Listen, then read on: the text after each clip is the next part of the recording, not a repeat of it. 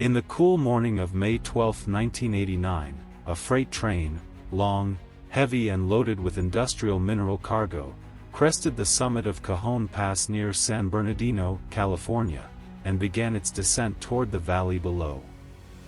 Everything looked routine. A regular route. A train on a track. But beneath the calm was a collision of forces, speed, weight, miscalculation, that would soon erupt into disaster.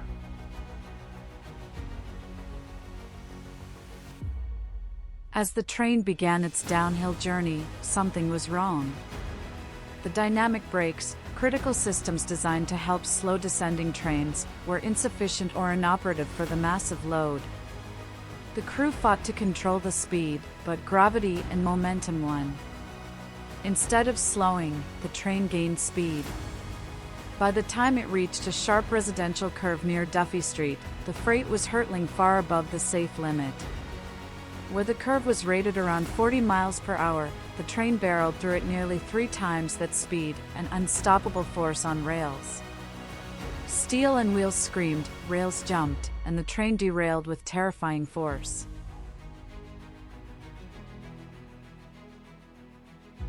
The first locomotives, massive, roaring machines, plowed straight off the track into the quiet neighborhood below.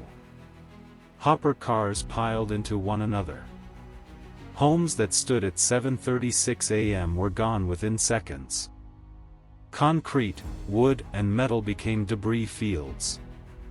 Bedrooms, living rooms, and front lawns were shredded by 9,000 tons of runaway rail cars.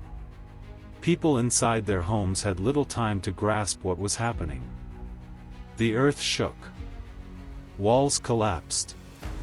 Everything familiar became a scene of chaos and dust.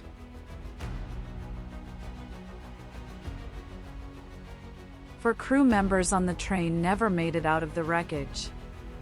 2 more lives were lost inside homes that had once been safe shelters. Scores of families were left staring at ruins where memories once stood. Neighbors fled with only what they could carry. Children cried. Emergency sirens filled the valley.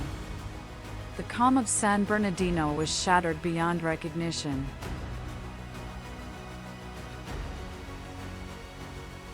The derailment wasn't the end, it was only the beginning. Just 13 days later, during cleanup and recovery efforts, a buried petroleum pipeline running beside the track suffered unseen damage and ruptured. Gasoline spewed into the streets, homes, and yards. It ignited into a towering fire so intense it burned for hours. That second catastrophe claimed 2 more lives, destroyed more houses, and ignited fear that spread beyond the wreck zone.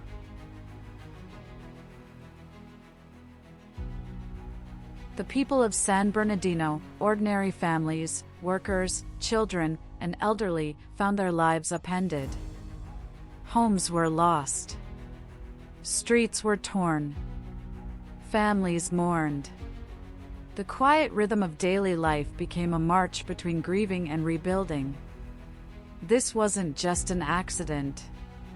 It was a collision of forces, human, mechanical, and environmental, with devastating consequences.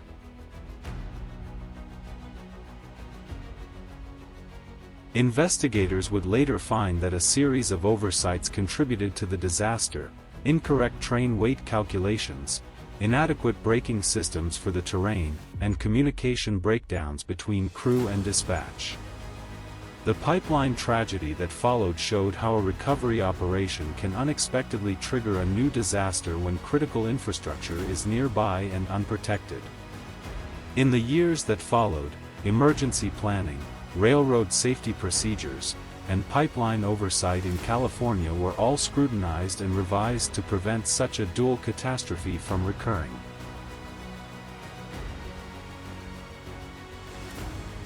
Today, where twisted rail once lay and homes were leveled, the community still remembers. The rails were repaired. The neighborhood was rebuilt.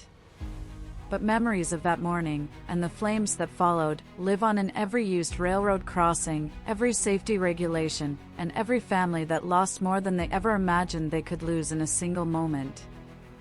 The San Bernardino train derailment was more than a wreck.